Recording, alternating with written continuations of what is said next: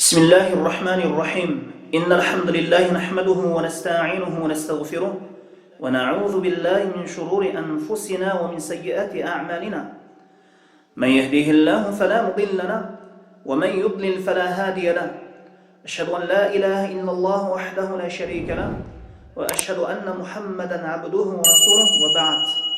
الحديث الأول برينش حديث عن أبي هريرة رضي الله عنه أن رسول الله صلى الله عليه وسلم قال: كلمتان خفيفتان على اللسان ثقيلتان في الميزان حبيبتان إلى الرحمن سبحان الله بحمده سبحان الله العظيم متفق عليه. Abu Hurayra radıyallahu anhu'dan rivayet kılınat. Çındığında Allah'ın elçisi sallallahu aleyhi ve sellem aytты.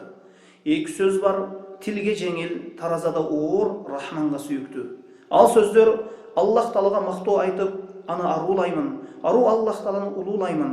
Бухари, Муслим. Түшіндірме.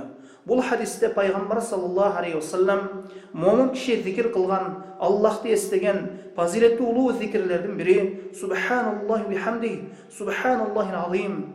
Бұл дуаның манisi улу Аллах Тааланы арулап, аны арқандай айып кемшіліктерден таза деп білу. Мынау ушул екі сөз, екі сөйлем, екі дуа, тілге жеңіл, таразада оор, рахманға сүйікті.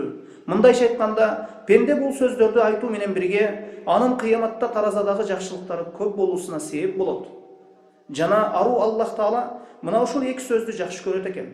Бұл хадисте Аллах Тааланын пенделеріне болған райымының кеңдігі, жана ошол эле учурда аз амал менен көп ажыр соопторго жетишсе болору баяндалды. Валлаху а'лам.